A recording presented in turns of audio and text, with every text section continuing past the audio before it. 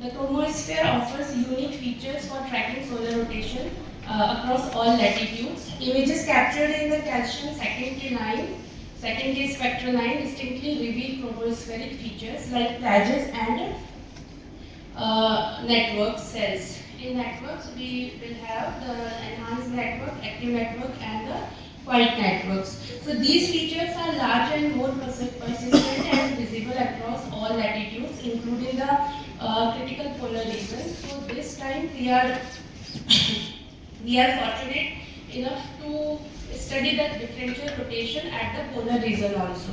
And for the first time, we are using a small scale chromospheric network for the differential rotation. So for this study, we have used the Kodaikanal data, calcium K data from the Kodaikanal observatory. So over 100 years of daily solar images are captured in the calcium K line in the Kodaikanal observatory. These calcium K images are first corrected for the limb darkening and instrumental intensity regulating by the Muthupriyan in 2019. And then again later in 2021, Singh et al. Generated a uniform time series by after applying the equal contrast technique, and this technique permits the extraction of reliable values of area of small scale features in daily available calcium K data. In the images, we have the calcium K images before the ECT correction and after the ECT correction. So this ECT correction enhance the especially the small scale features in the polar latitudes. So these from these images, then the calcium K features such as plages, enhanced network, active network, and quiet network regions are segregated based on the intensity and the area threshold values in the different latitude band with the interval of 10 degree latitude up to the 90 degree latitude. So here we show the analyzed calcium K image taken on 1936 April 11. In the first panel we have the calcium K image, and in panel B we have the bright and magnetically active regions that are the plages, and in panel C we have the intermediate brightness enhanced network, and in panels D and E we have the active network and quiet networks. So these segregated data is used for the present study. Okay, so here we show the distribution of daily fractional area of plages EN and AN and QN for the period of 1907 to 1996 for 10 to 20 degree latitudinal band in the northern hemisphere. So here we can see that all the parameters, even all the features, even the quiet networks also show the solar cycle variations. So the method we use here is that the first we use the digitized calcium K data for a period of 1907 to 1996. After 1996, there were a large data gap, so we have excluded that part. And if there is any data gap for the 1907 to 1996, so we have interpolated that data for a complete data series. Then we have selected a 512 days data string that we called as one epoch, and then we performed fast Fourier transform for that one epoch. And here we show a sample of FFT power spectra for 512 days of data. This is for one epoch, and this is for plage area in 10 to 20 degree latitudinal band. So in the x-axis we have frequency, in the y-axis we have power. So from this power spectrum we have noted the frequency corresponding to the maximum powers, means the most dominant power here, most dominant peak here. So at around 27 days we have the most prominent peak. So we have here we can see a double peak like structure. A double peak is also there. This means that the rotation rate or the rotation period is varying with the time. So here we have restricted ourselves for the dominant power only. So like this process we have performed for all the data series. So to perform successive data strings, the data for 256 days are taken common to successive data string, and like this, the total data length of 32K 759 days have given us a total of 127 epochs. That means we have obtained 127 rotation periods for each latitude for the each feature. Okay.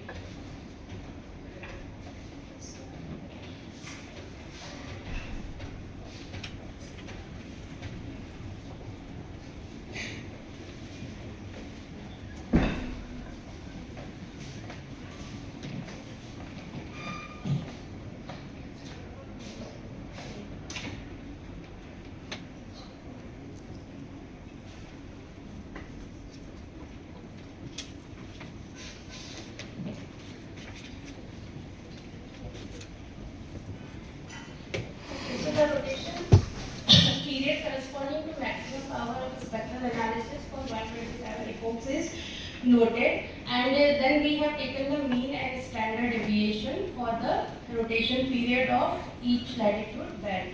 In some of the cases, we obtain the dominant peak of the same power at two different for the two different periods separated by few days.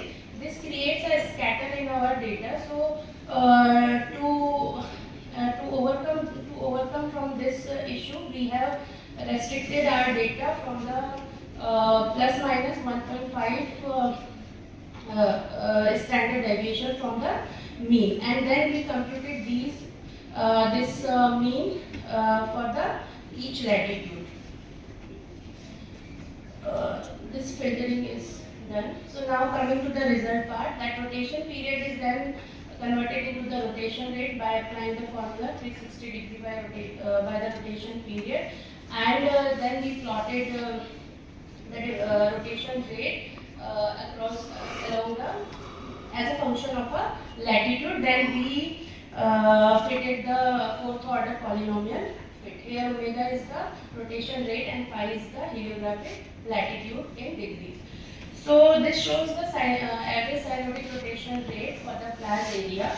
So we can see here that in the x-axis we have latitude, in the y1 axis we have rotation rate, and in y2 axis we have rotation period. So we can see that at the equator the rotation